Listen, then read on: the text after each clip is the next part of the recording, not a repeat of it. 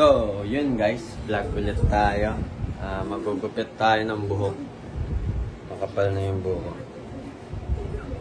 Yung kapatid ko nanonood anime. So yun, marami nagtatanong kung paano ko daw gupitan yung buhok. So eto na, full video na may vlog. So ito yung mga kailangan natin. Hairspray, gunting, blade, suklat, razor. Saka kakauwi ko lang galing basketball sa Dominican. Nagpahinga lang tapos maggugupit na ako. So yun, may semento na yung rooftop namin. Magagawa na yung court. Ano na talaga? Mamaya, before and after look 360. Papakita ko.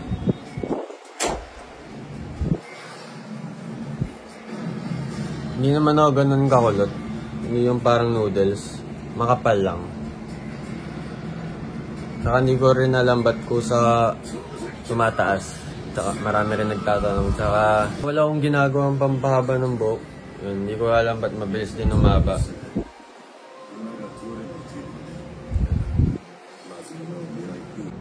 So, ito. 360.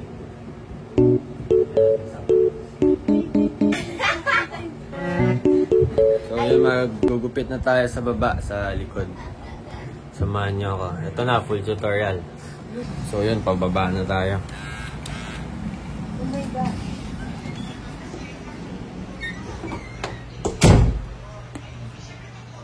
Towel. Ito na, towel.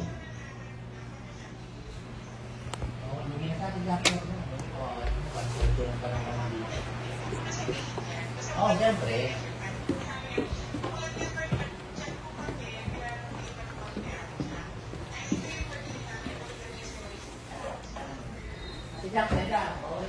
Mag-vlog ako, gugupit.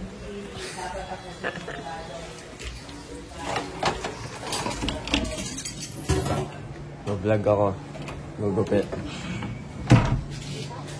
Dito. So, magugupit na tayo. Shoutout sa mama ko dahil binilan niya ako ng tripod. Pwede maliit. Kailangan muna natin basahin book natin. Uy, ay kumana.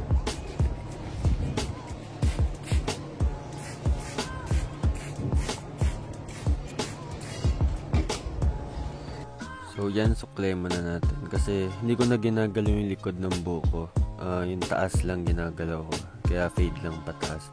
Bali, shape ko lang para magmukhang mohawks. Hindi ko na ginagalaw yung likod. Kaya mahaba siya. Kaya mukhang mulet. O malet, kayo na bahala. Nung lockdown lang ako natuto maggupit. Kasi diba sarado yung mga barbero noon dati.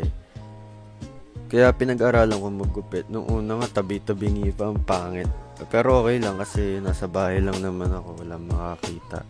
Tsaka dati yung hairline lang pinapantay ko, puro ahit lang. Yun lang yung alam kong gawin. Tapos yun, pinag-aralan ko kasi yun pa lang yung kaya kong gupit. Parang high taper fade, burst fade. Di ko alam tawag kayo na mullet o mallet. Ewan ko. So ito, pag naggugupit ako, minsan lang ako gumamit ng guard. Zero guard lang gamit ko. Kaya ginawa kong high fade kasi baka magpakulot tayo para lahat ng buhok makulot, walang mga baby hair, ganun. Para pagka tumubo, doon ko na lang ayusin yung fade. Para lahat makulot siya. Sorry na, hindi naman ako hindi naman ako professional na barbero. Ganito lang ako maggupit. Ganito yung style ko. Hindi ko naman kayo pinipilit na gayahin tong way na to. Pinapakita ko lang kung paano maggupit. Ganun, kung paano yung way ko. Kasi ganun ako nasanay. Ito pa lang kasi yung alam kong gupit. Puro ganyan pa lang. Hindi ko pa kaya maggupit sa likod. Tabi-tabingi pa. Kaya hindi ko pa mapantay yung likod.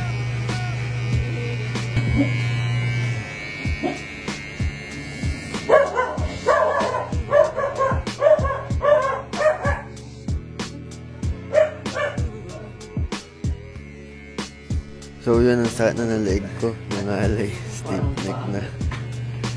Parang ang tagal ko nang ginagupit ko. Hindi na ako marunong.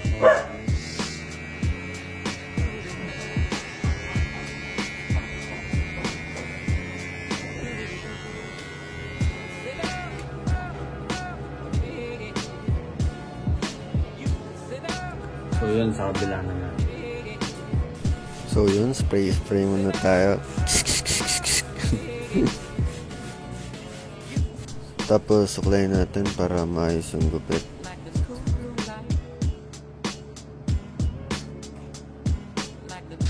So yan, kita nyo naman, yun lang yung lagi kong ginugupit yung side na yun. Kaya ang kakapal nung sa likod.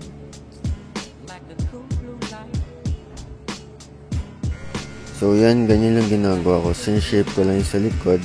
Pag na-shape ko na parang round, parang pamahawks yan, ginagawa ko na fine-fade ko na pataas, high fade. Minsan low fade, depende sa akin. Ngayon, natripan ko lang mag-high fade. Yan.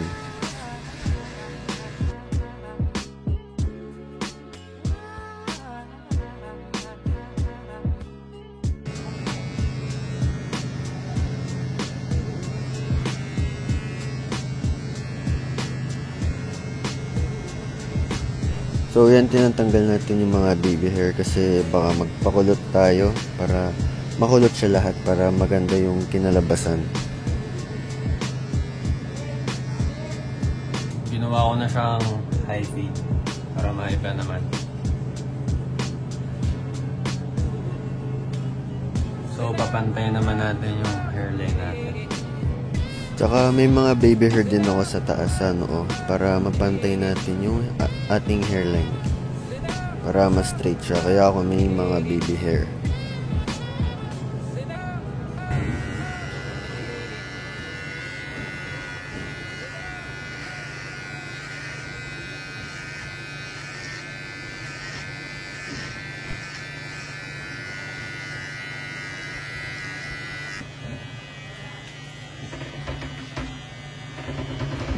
Wala ako. Ako? Ako. Tapos na ako. Pinapantay ko na. Hindi mo pantay. Hindi kasama siya. Next.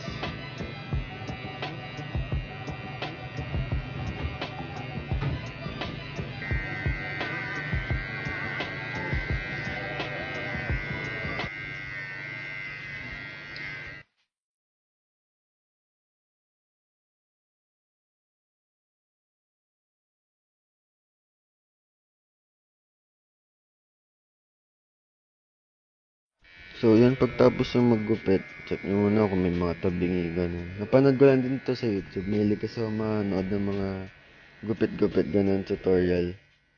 Kay 360 GZ. Sorry, hindi ako sanayin ng may hawakan sa blade. Huwag nyo na lang ito gagayan, baka masugat kayo.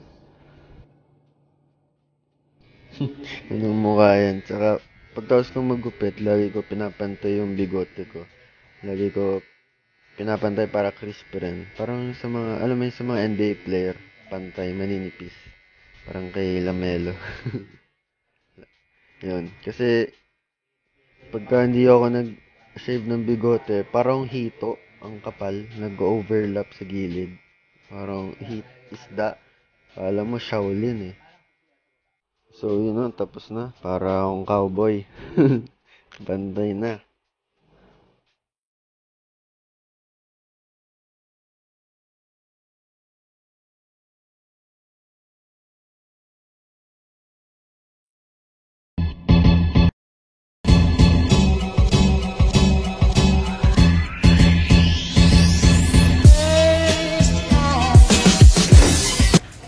So, yun, tapos na tayo. Packet na. Babanlaw. Tapos, ipapakita ko na rin sa inyo yung before and after. Ganyan mukha pagka bagong gupit.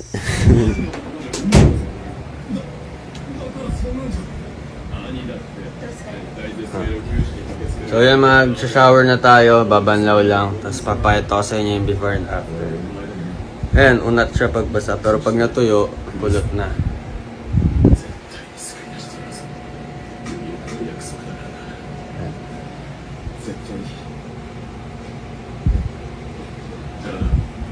Ayos ba? Ayos.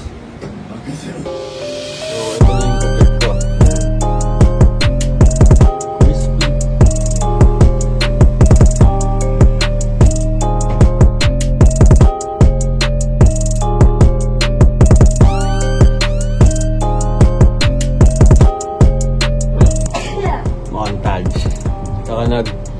nagpantay din tayo.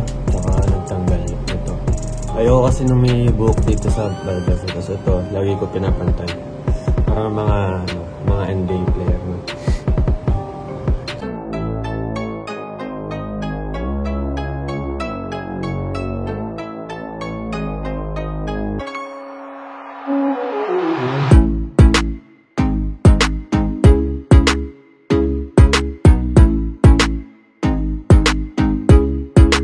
Mumula pa.